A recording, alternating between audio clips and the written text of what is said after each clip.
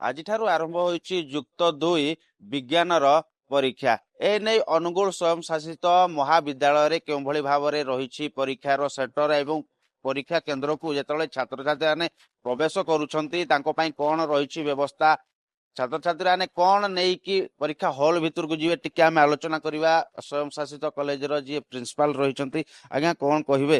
ଆଜିଠାରୁ ଯୁକ୍ତ 2 ପରୀକ୍ଷା ବିଜ୍ଞାନର ଆରମ୍ଭ ହୋଇଛି, ପାଖାପାଖି 1 ମାସ ଧରି ଚାଲିବ। କେତେ ପିଲା ପରୀକ୍ଷା ଦେବେ ଏବଂ ତା ସହିତ ପିଲାମାନଙ୍କ ପାଇଁ କ'ଣ କ'ଣ ବ୍ୟବସ୍ଥା ହେଇଛି? କଡ଼ାକଡ଼ି ଭାବରେ ନିହାତି ଭାବରେ ଚେକିଂ ହଉଥିବ, କ'ଣ କେମିତି କ'ଣ ଚାଲିଛି? ଧନ୍ୟବାଦ। एकमात्र सरकारी स्वयं शासित महाविद्यालय डिस्ट्रिक्टर एथिरे आमे जो सरकारଙ୍କର नियम मुताबक आमे परीक्षा करूचु। वर्तमान आमर जो स्क्वाडिंग अछि एटा होची गेट चेकिंग कहा जाए। सेठी आमर सबु सार माने नियोजित होइचंती। मोबाइल फोन, स्मार्ट वॉच, जेकोसी इलेक्ट्रॉनिक गैजेट्स एगुड़ाक नबार व्यवस्था नाही। याकू कड़ाकड़ी भाव चेक करा जाउची।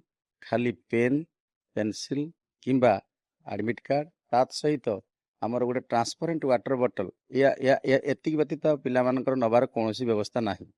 द्वितीयतः आमे वर्तमान इंटरनल स्क्वाडिंग व्यवस्था करिचु, जोतिरे आमर सुपरिटेंडेंट सार माने प्रिंसिपल समस्ते जाइए पिला मानकु चेकिंग कॉपी आनिबार जी जानिथिबो ताकू दंडित करियर व्यवस्था रही सरकार नियम मुताबक।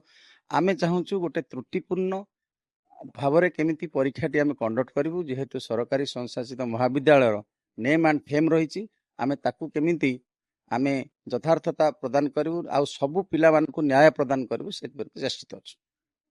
ଯଦି ଆମେ କହିବା ଯୁକ୍ତ 2 ପରୀକ୍ଷା ଇଏ ତ 1 ମାସ ଧରି ଚାଲିବ, ପାଖାପାଖି କେତେଟି କଲେଜର ପିଲା ଏଠାରେ ପରୀକ୍ଷା ଦଉଛନ୍ତି ଏବଂ କେତେ ପିଲା ପରୀକ୍ଷା ଦଉଛନ୍ତି, ତା ପାଇଁ କେତେ ଜଣ ଷ୍ଟାଫ ନିୟୋଜିତ ହେଇଛନ୍ତି? ସାର୍ ଆମର 1098 ଜଣ ପିଲା ପରୀକ୍ଷା ଦଉଛନ୍ତି।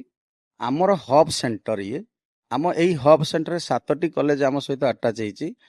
ଆମର ଆଜି ଯେହେତୁ ସାଇନ୍ସ ପରୀକ୍ଷା ହଉଛି ସେଥିପାଇଁ ଆମର ବର୍ତ୍ତମାନ 4ଟି ସେଣ୍ଟରରେ ଯୋଉଠି ସାଇନ୍ସ ପରୀକ୍ଷା ଚାଲିଛି, परीक्षा एग्जामिनेशन जो हब सेंटर आमर आटाच कॉलेज गुड़ाक आमर पठा होती। सकाଳେ 7टा बेलू से जाई सारे निर्धारित समय से पहुँची सारे।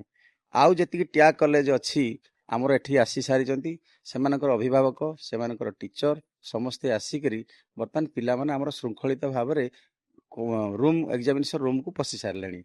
बर्तमान आमर काम है आउ किछि समय पर आम इंटरनल स्क्वाडिंग व्यवस्था करूँ। प्रिंसिपल महोदय कहते पाखापाखि 1098 जन एठारे छात्र छात्री मैंने परीक्षा देवे। पाखापाखि 7टी कॉलेज एवं निज स्वयं शासित महाविद्यालय जो कॉलेज छात्र छात्री मैंने रही पाखापाखि 8 गोटी छात्र छात्री मैंने 8 गोटी कॉलेज छात्र छात्री मैंने परीक्षा एठारे देवे एवं तांको पई 80 रु अधिक शिक्षक तथा लेक्चर मानकु नियोजित करा जायछि एवं केउ भली भाबरे सुरखुरे परीक्षा हबो ताहा भी मध्य तदारख करा जाउथबा नै प्रिंसिपल महोदय सूचना दैछन्ति। अनुगुल राजेश पतन रिपोर्ट, एमबीसी टीवी।